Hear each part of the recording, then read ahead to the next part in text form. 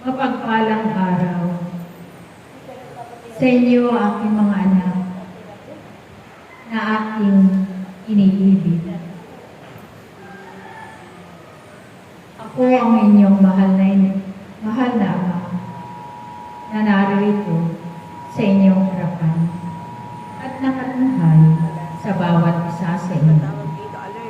Mapapalad kayo, nakikinig ng aking salita, sapagkat ang pagpapala ay isa sa inyong lahat.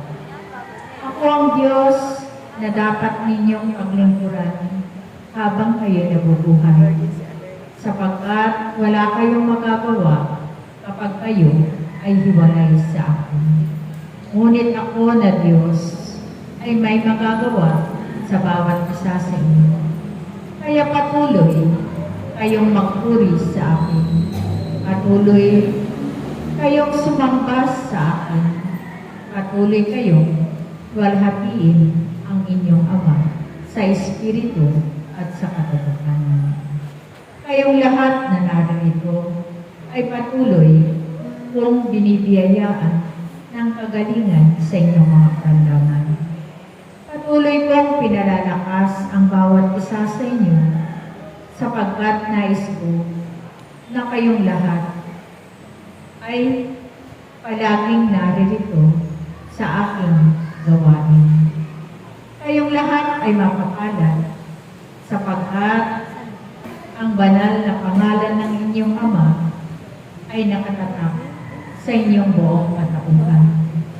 Itinatak ko ang aking pangalan sa inyong buong katauhan. Kaya nawa ang bawat isa ay patuloy na magliwanag upang maparangalan ang inyong Ama na inyong pinagbilingkuran.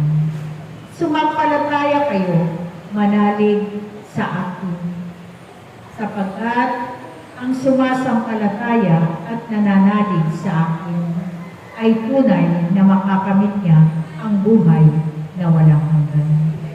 Manatili kayong lagi sa aking piling, sapagkat sa aking piling ay may kapayapaan, sa aking piling ay may kagalakan, sa aking piling ay may kasaganaan. Kaya nawa ang bawat isa sa inyo na naririto, magpatuloy kayong maglingkod. Patuloy at huwag kayong hihinto sa inyong paglilingkod. Patuloy lang kayo umarito sa araw ng tipanan ninyo sa akin. At ako na Diyos ang magbibigay sa inyo ng gantimpala sa bawat isa sa inyong lahat. Tandaan ninyo, aking mga anak, ako si Yahweh, ang Diyos noon hanggang sa ngayon.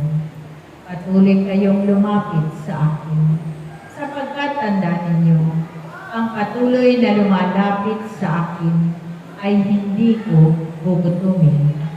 Ang nananalig sa akin ay patuloy na hindi na mauuhaw magpakailanman. Kaya manatili kayong lagi, manatili kayong magkaisa, manatili kayong maging mababa, manatili kayong naglilingkod sa akin, sapagkat sa aking piling ay may buhay na walang hanggan.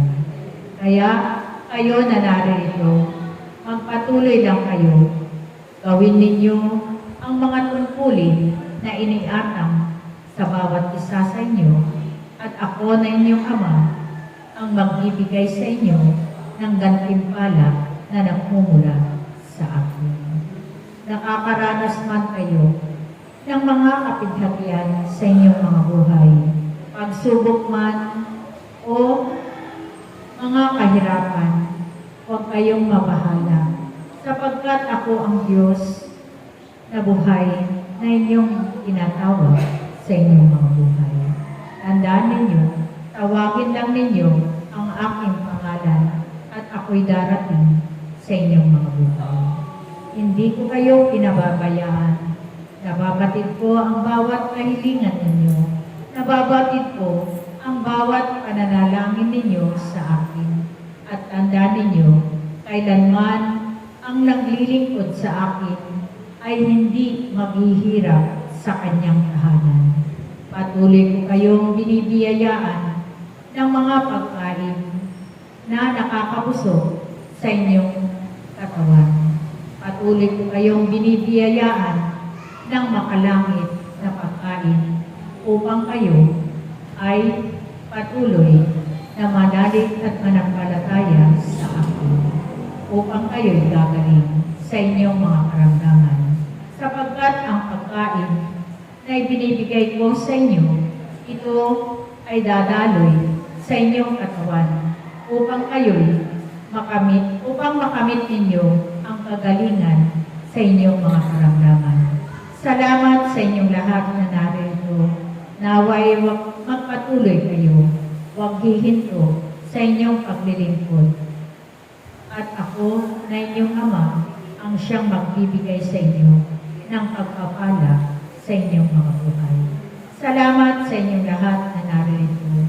Naway palaging taglayin ninyo ang aking mga bunga, sapagkat ito ang magbibigay sa inyo ng kaligtasan sa inyong mga buhay. Naway palagi kayong nakaugnay sa akin. Patuloy nakasentro ang inyong buhay sa Diyos na inyong pinaglilingkuran. Salamat sa inyong lahat.